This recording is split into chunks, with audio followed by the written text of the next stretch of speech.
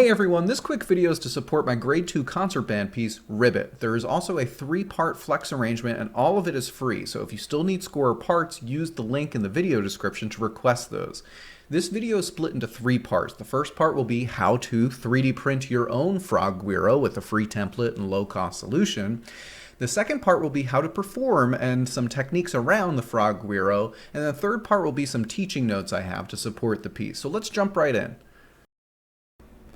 To 3D print your frog Guiro, my wife has a bamboo printer. Most printers can use most of the files at thingiverse.com. There are a ton of free templates on this site. So start by searching frog Guiro, and oh, look at this one. It has a nice little hat. I go by crowdsourcing, so the ones with the most likes are probably the higher quality prints. So this one has over 2,000, while the rest of them have about 50. So I click it and you can download all the files. Like I said, we use a bamboo printer, so make sure the file types are associated with the type of printer you have. And the stick itself is a separate file, so they print separately. Now, once I'm in the program, this again is Bamboo software, I can enlarge it either by hitting the numbers at the top or grabbing the axes and enlarging it. For the small frog, I actually enlarged it already to about 30%, whereas what my kids like to call the Big Fat Jimmy version of the frog, I increased it by over 300% because I just wanted a deeper tone for it.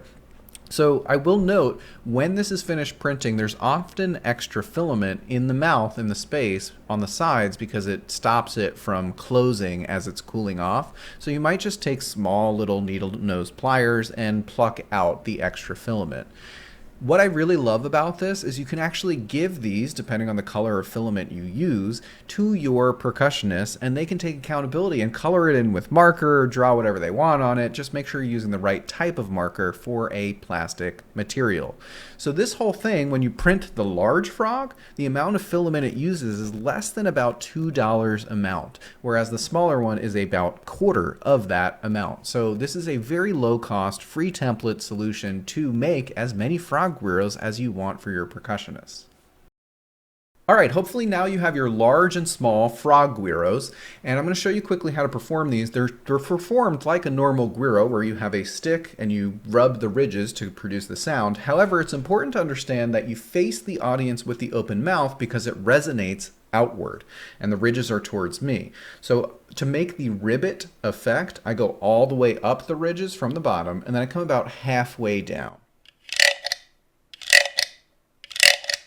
I will note how hard you hold this, meaning the fulcrum grip is very tense, and you push against it harder, it'll start to create a deeper, darker tone. If you just hold it lighter and you use the edge of the stick, it becomes lighter in sound. You can also mess around with playing it at more of an angle in terms of the edges of the ridges, and it comes with a different timbre. So I encourage your percussionists to explore how they're holding the fulcrum and the instrument.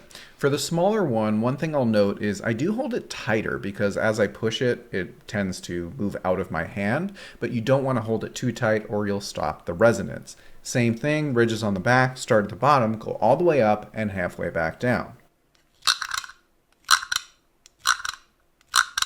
I do recommend putting the percussionists that are performing these in front of the winds on the stage so the sound can carry out, because the frog Guiro is really the feature for this piece.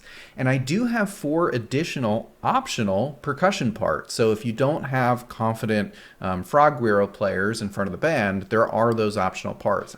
However, it sounds really cool when you have more than one player on each of these parts, because you start to build a chorus effect of the frogs, and it sounds pretty neat. There are a few key elements that your learners can really latch onto with this piece, and the first one is binary form. So this piece is structured in AB, AB, and the A is clearly characterized by longer held notes with long harmonic motion. It's contrasted, so that's how the piece starts, by the introduction of this heavily rigid and rhythmic melodic section that starts at 30.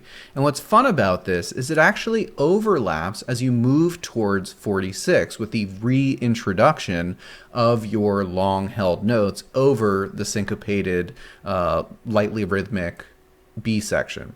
So 46 is A again, and then an abrupt change back to your contrasting B section at 67 with that rhythmic motion. So that's binary form ABAB.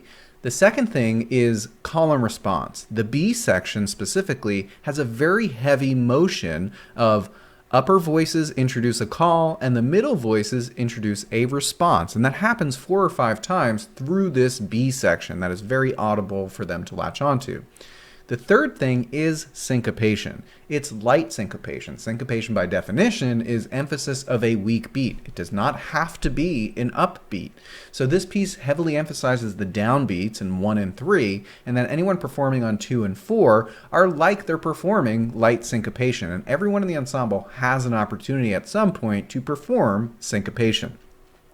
The last thing I want to talk about is the 8th note motif. So motif being any small little melodic rhythmic phrase that gets over embellished throughout the entire thing. And this, by having this long short 8th note, is very much Ribbit, the name of the piece obviously. So I do recommend potentially playing like a B flat scale where beats 1 and 3, the entire ensemble is playing that 8th note effect up the scale. You can also practice your syncopation by doing it, splitting the band in half and doing Ribbit on 1 and 3 and the other half of the band doing it on 2 and 4 to just get into that concept of the light syncopation. So hopefully you have what you need or you feel you need to be successful with this piece. If you have any questions or comments along the way, don't hesitate to reach out to me directly. And as always, #GetInspired.